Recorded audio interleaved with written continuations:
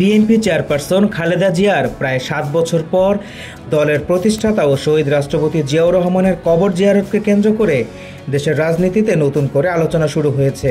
রাজনৈতিক মহলে এই জিয়ারতের ঘটনাটি কেবল ব্যক্তিগত আচারের মধ্যে সীমাবদ্ধ থাকবে নাকি রাজনীতিতে আবার সক্রিয় হওয়ার ইঙ্গিত বহন করে তা নিয়ে চলছে নানা বিশ্লেষণ।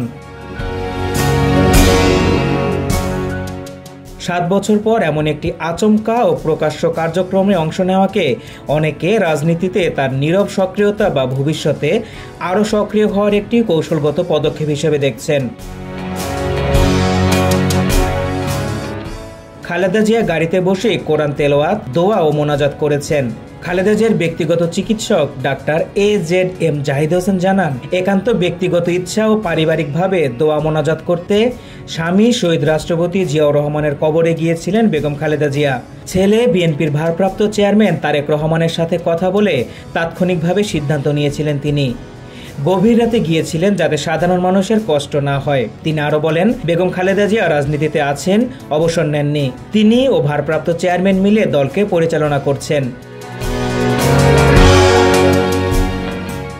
বিএনপির জ্যেষ্ঠ নেতারা মনে করেন খালেদা জিয়া বর্তমানে দলের অভিভাবক হিসেবে আছেন।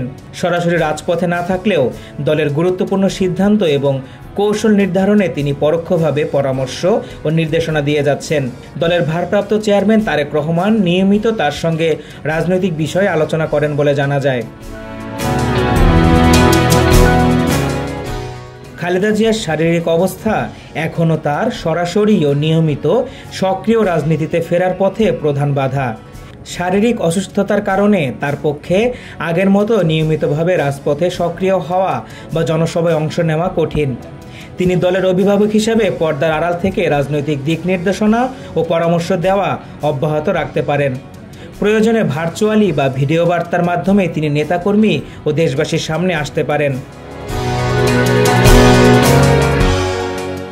বর্তমানে তারেক রহমান দলের ভারপ্রাপ্ত চেয়ারম্যান হিসেবে নেতৃত্ব দিচ্ছেন এবং দলের কাঠামো তার নেতৃত্বেই সুসংগঠিত। তবে খালেদা জিয়ার আপসীর নেত্রী হিসেবে তার ভাবমূর্তি দলের ভেতরে ও বাইরে এখনও অনেক বড় অনুপ্রেরণা ও ভরসার জায়গা। খালেদা জিয়া রাজনীতিতে সক্রিয় হওয়ার সম্ভাবনা তার শারীরিক অবস্থার উন্নতির উপর অনেকটা নির্ভরশীল। তবে তার এই মাজার জিয়ারত প্রমাণ করে যে তিনি মানসিকভাবে এখনও রাজনীতিতে যুক্ত থাকতে আগ্রহী এবং দলের জন্য তার প্রতীকী উপস্থিতি ভবিষ্যতে আরও বাড়বে বলে ধারণা করা যায়।